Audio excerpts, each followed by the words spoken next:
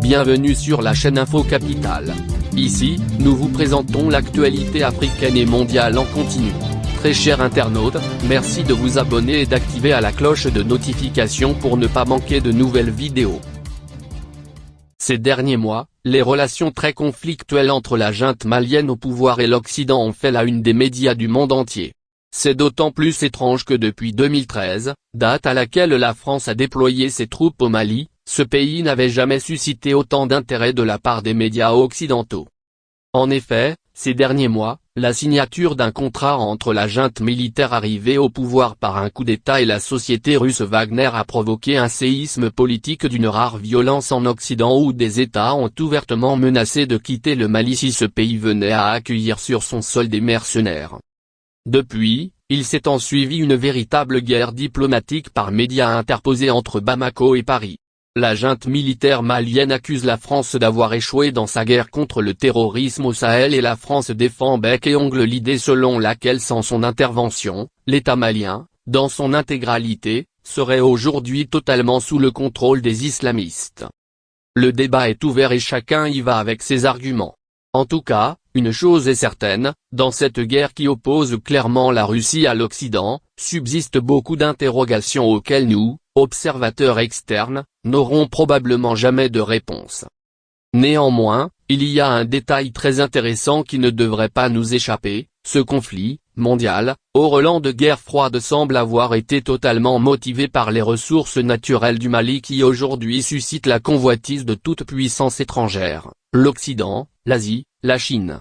D'ailleurs, à y voir de près, tout laisse croire que le scénario bolivien se joue devant nous. Dans le cas du Mali, ce serait extrêmement périlleux de ne pas reconnaître la volonté de lutter contre le terrorisme de la part des puissances étrangères qui ont d'ailleurs perdu des hommes sur le terrain.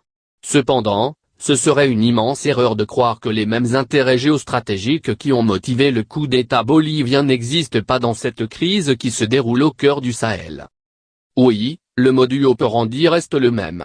Au Mali aussi, les puissances occidentales se battent pour le contrôle des richissimes matières premières dont regorge le pays, parmi lesquelles le lithium, aussi appelé l'or blanc, une matière première d'une importance primordiale pour la fabrication de batteries de téléphones, de voitures électriques. Mais, le Mali est-il vraiment riche en lithium? À cette pertinente question, le média français Courrier International détient la réponse. Ainsi, dans un article publié sur son site ce 6 janvier, on y apprend, le Mali pourrait devenir un géant de la production de lithium, ce métal indispensable aux économies modernes, friandes de batteries électriques.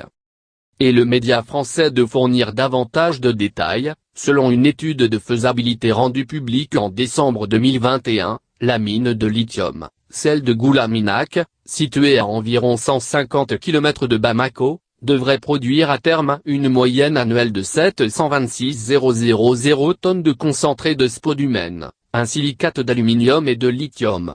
L'exploitation de la mine devrait s'étaler sur une durée de 21 ans, atteignant au cours de cette période un pic d'extraction de 880 000 tonnes par an.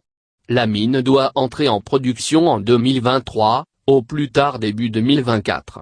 Autre chiffre significatif, le projet affiche une valeur actuelle nette de 4,1 milliards de dollars. D'après les informations fournies par des sources fiables, le Mali détient la deuxième plus grande réserve de lithium en Afrique, derrière la RDC.